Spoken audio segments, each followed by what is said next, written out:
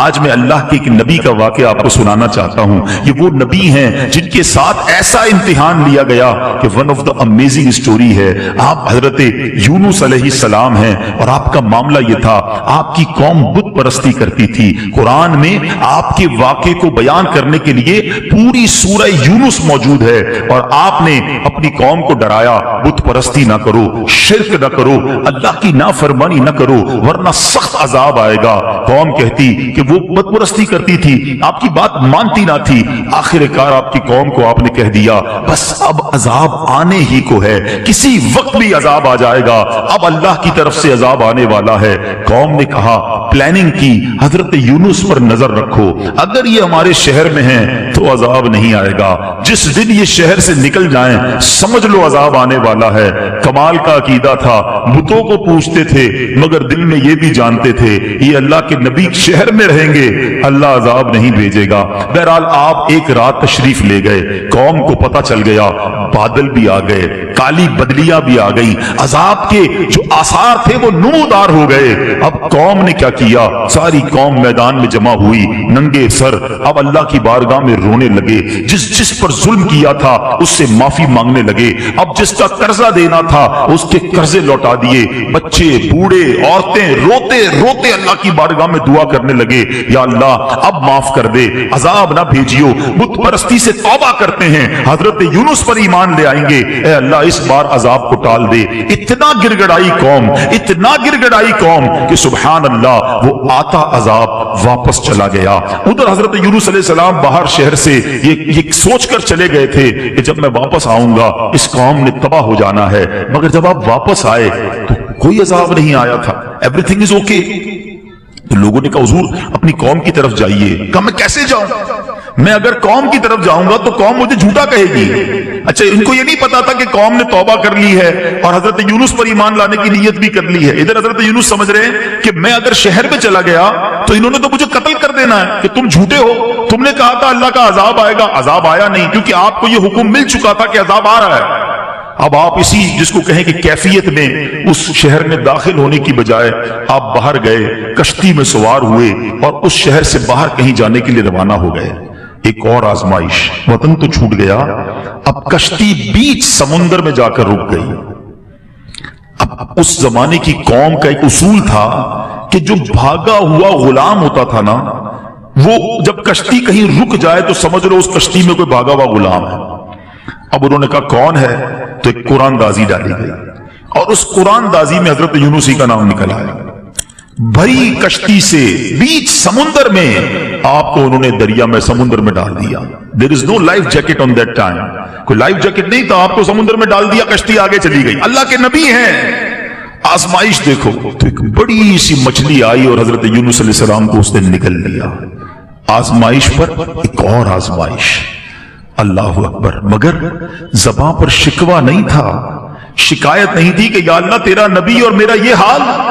اللہ اکبر. آپ کی عاجزی دیکھیں, آپ نے اس مچھلی کے پیٹ میں وظیفہ کرنا شروع کر دیا. اور یہ کون سا وظیفہ تھا؟ لا الہ الا انت سبحانک انی کنت من الظالمین. جو آیت کریمہ ہم پڑھتے ہیں نا, یہ کہاں سے ملی ہے؟ یہ حضرت یونس علیہ السلام نے مچھلی کے پیٹ میں اس کا ورد کرنا شروع کر دیا.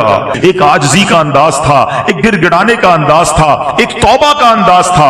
آپ پڑھتے رہے, مچھلی کے پیٹ میں رہے, کئی دن مچھلی کے پیٹ میں رہے. اس مچھلی نے آ کر کنارے پر آپ کو اگل دیا. اب جب آپ کنارے پر آئے, کمزور ہو چکے تھے, جلد بھی آپ کی بالکل نرم ہو چکی تھی, کھڑے ہونے کی بھی ہمت نہ تھی. اللہ کی شان دیکھیں, اللہ نے وہاں ایک کدو کی جو بیل تھی, ایک چھوٹا سا پودا آپ کے قریب اگ گیا, اسی سے آپ کو خوراک ملی, انرجی ملی, صحت ملی. اور کچھ دنوں کے بعد جب اپنے شہر آپ واپس آئے تو لوگوں نے آپ کو بڑی عزت کے ساتھ ویلکم کیا, آپ پر ایمان لائے اور ہنسی خوشی وہ زندگی گزارنے لگے. میرے میٹھے اسلامی بھائیوں, میں نے یہ واقعہ آج کیوں بیان کیا؟ There are two reasons. پہلا ریزن تو یہ ہے کہ قرآن سے محبت بڑھے, لوگ تلاوت قرآن کریں, سمجھیں کہ اللہ نے کیسے کیسے واقعات. آج اپنے بچوں کو بٹھا کر لوگ پتہ نہیں سنڈریلا اور امبریلا کی سٹوریاں سنا رہے ہوتے ہیں. ارے بچوں کو قرآن कुरान के वाकयात सुनाओ, बच्चों को नबियों की बातें बताओ, पिछली कौमों पर जो अजाब नाजिल हुए उसको बयान करने का कुरान में एक मकसद उलमा ने यह भी बयान किया ताकि तुम ऐसा न करना, तुम ये गलती ना करना। देखो पिछली कौमों में किसी ने माद अल्लाह बदकारी की, अजाब आ गया, झूठ बोला, अजाब आ गया, नाप तोल में कमी की, अजाब आ गया, बच्चों के साथ बुरे फेल किए, अजाब आ गया, बुत परस्ती की, अजाब आ गया। ऐसे ऐसे अजाबात जिक्र किए गए कि देखो तुम ये ना करना। मगर आज हम कुरान पढ़ते ही नहीं है तो समझेंगे कैसे कि क्या क्या नहीं करना है। बदकिस्मती से अगर आप यकीन करें, थॉरली देखें ना, तो पिछली कौमों ने जो एक एक गुनाह किया, एक एक गलती की और अजाब आ गया ना, आज हमारे अंदर वो सारी गलतियां नजर आ रही हैं। ये तो यकीन करें हम नबी पाक के उम्मती हैं, ये सरकार अलैहिस्सलाम का करम है कि हम पर इस तरह आसमानी अजाब नाजिल नहीं हो रहा। लेकिन देयर इज अ डे, एक दिन तो है ना जिस दिन जवाब देना है, फिर एक दिन तुमसे हर नेमत के बारे में सवाल होगा। उधर कैसे जवाब देंगे कि कुरान में बताया था झूठ ना बोलना, कौम अजाब में गिरफ्तार हो गई। कुरान में बताया था नाप तोल में कमी ना करना, मैंने अपना अजाब उन पर भेज दिया। कुरान में बताया था बदकारी ना करना, उस कौम पर मैंने अपना अजाब नाजिल किया। पढ़ते तो जवाब देंगे ना। तो प्लीज यूं ना करो, कुरान से दोस्ती कीजिए, कुरान को थाम लीजिए, कुरान पर अमल कीजिए, यकीन करें लाइफ बेहतरीन हो जाएगी। और अब दूसरी बात जो इस वाक्य से सुननी है कि हजरत यूनुस अलैहिस्सलाम के इस वाक्य से सीखना क्या मिला है? सब्र। कैसा सब्र था। आप सोचिए, अल्लाह के नबी हैं, वतन छूटा, कश्ती से पानी में डाल दिया गया और मछली ने पेट में निगल लिया। इन तमाम बातों के बावजूद ज़बान पर शिकवा नहीं था। मगर आज छोटी छोटी तकलीफ पर, छोटी छोटी आजमाइश पर जबान पर शिकवे हैं, शिकायतें हैं। हमारे एक बहुत अच्छे दोस्त हैं, उनके वालिद साहब को जब फालिज का अटैक हुआ, मैं उनसे मिलने गया। फालिज के अटैक से वो ठीक हो गए, बातें भी कर रहे थे, अल्लाह ने करम किया। मगर एक प्रॉब्लम बाकी रह गया। वो प्रॉब्लम क्या था कि उनके मुंह में, यानी अब एक बात समझिएगा कि उनके मुंह में, अब जैसे ये गिलास है ना, या कोई भी निवाला या पानी का घूंट हम पीते हैं, देखिए मैं और आप जब निगलते हैं ना, हम जब ये करते हैं तो ये निवाला या घूंट अंदर जाता है। आप जबान पर निवाला रख दें या घूंट रख दें, वो खुद अंदर नहीं जाएगा, हमें एक एक्शन करना पड़ेगा जिससे वो हलक के अंदर उतरेगा। उन साहब को बीमारी ये हो गई कि सारा जिस्म ठीक हो गया, जो फालिज हुआ था दिमाग में उसका एक हिस्सा डैमेज हुआ, और ये दिमाग का वो हिस्सा था जो इंसान के इस एक्शन का ऑर्डर देता था कि इंसान हलक से निवाला उतार ले। वो कहते सब ठीक है, देखिए अब्दुल हबीब भाई आपके सामने बातें भी कर रहे हैं, मगर मुंह में निवाला रख दे तो निवाला निगल नहीं सकते। मैंने कहा इसका इलाज क्या है? कहते डॉक्टर, बड़े बड़े डॉक्टर्स को दिखा, मैंने बताया ना बहुत बड़े, अल्लाह ने बड़ा नवाजा उनको। कहते डॉक्टर कहते हैं कोई इलाज नहीं है, इंतजार इलाज है। अल्लाह की शान है कि दिमाग जो है ना, ये खुद थोड़े अरसे बाद एक और पार्ट ऑफ द ब्रेन को ऑर्डर देगा कि अब तुम ये काम करना शुरू कर दो। फिर वो ये काम शुरू करेगा तो इनका निवाला उतरना शुरू हो जाएगा। 15-20 दिन, महीना गुजरा, मैंने पूछा अब्बू की तबीयत कैसी है? कह रहे अब्बू बिल्कुल ठीक हो गए, निवाला उतरना शुरू हो गया है। यार आप सोचें कि मैं और आप जो हर निवाला खा रहे हैं, हर घूंट पी रहे हैं, इसमें अल्लाह की कितनी बड़ी नेमत है हमारे साथ। लोग निवाला नहीं उतार पा रहे जिनको ये बीमारी है।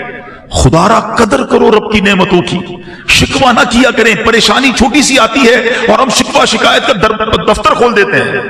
बात थोड़ी सी सूफियाना है, बड़ी बारीक है, लेकिन आप समझेंगे तो बहुत गहरी बात है। एक शख्स हजरत राबिया बसरी रदियल्लाहु ताला अन्हा के पास से गुजरा, सर पर उसने पट्टी बांधी हुई थी। आपने कहा कि ये पट्टी किस चीज की बांधी है? तो हुजूर सर में दर्द है इसलिए पट्टी बांधी है। कमाल की बात कही। आप कहती हैं आज सर में दर्द हुआ है तो तकलीफ की पट्टी बांधी है, जब अल्लाह ने सेहतमंद रखा था तो सेहत की पट्टी बांधी थी। बात गहरी है, समझिएगा। थोड़ी तकलीफ आती है, सबको बताना कि अगर किसी का मोबाइल चोरी हो जाए, गाड़ी लग जाए या स्कूटर को प्रॉब्लम हो जाए, कारोबार में नुकसान हो जाए, हम क्या करते हैं? सबको बताएंगे। सबको बताने से सवाब तो गया ना, क्या वो दे देगा आपको वो चीज? अच्छा जब नफा होता है, आज 5,000 का नुकसान हुआ तो पूरे शहर को पता चल गया, पूरे मोहल्ले को पता चल गया। जिस दिन आपने 50,000 कमाए उस दिन हमें बताया कि आज अब्दुल हबीब भाई बड़े पैसे कमाए हैं? नहीं बताता कोई, अपनी नेमतें नहीं बताते, अल्लाह की मेहरबानियां नहीं बताएंगे, नुकसान सबको बताएंगे। और मैं आपको सही बताऊं, घर वालों को तो ज्यादा नहीं बताते कि घर वालों को बताएंगे आज बड़ी जबरदस्त दिहाड़ी लगी है तो खर्चा शुरू कर देंगे घर वाले। तो ये बातें भी ना बताएं। اگر مشکل آ گئی ہے نا، صبر کریں اور اس کا ثواب کمائیں۔ تو حضرت یونس علیہ السلام کا جو میں نے آپ کو قرآنی واقعہ سنایا، یہ میسج دیتا ہے کہ آزمائشیں آئیں گی، پریشانیاں آئیں گی زندگی میں، صبر کرنا، آزمائش پر صبر کرنا، اللہ کی ہر فیصلے پر شکر کرنا، جو دیا اس پر اللہ کا شکر ادا کرتے رہنا۔ قرآن میں رب نے وعدہ فرمایا ہے تم میرا شکر ادا کرو میں تمہیں اور عطا فرماؤں گا۔ آپ شکر تو کریں، جو بھی دیا اس پر شکر کریں۔ جو میں نے کہا نا کہ ہم جتنے بھی لوگ بیٹھے ہیں ہم سے زیادہ پریشان ہیں، لوگ مصیبت میں ہیں۔ ایک بزرگ کے بارے میں آتا ہے کہ روڈ پہ جا رہے تھے، پیر میں جوتے نہیں تھے، کہا یا اللہ جوتے ہی نہیں دیے مجھے۔ تھوڑی دیر ہوئی تو برابر سے ایک بندہ نکلا جس کے پیر ہی نہیں تھے، کہا یا اللہ معاف کر دے، مالک پیر تو دیے، تیری مہربانی۔ جب بھی یہ احساس ہونا کہ میں کچھ لوگوں سے پیچھے رہ گیا ہوں، میرے پاس کم ہیں چیزیں، اپنے سے کمتر کو دیکھ لینا، زبان سے شکر نکلے گا۔ اللہ مجھے اور آپ کو صبر کرنے والا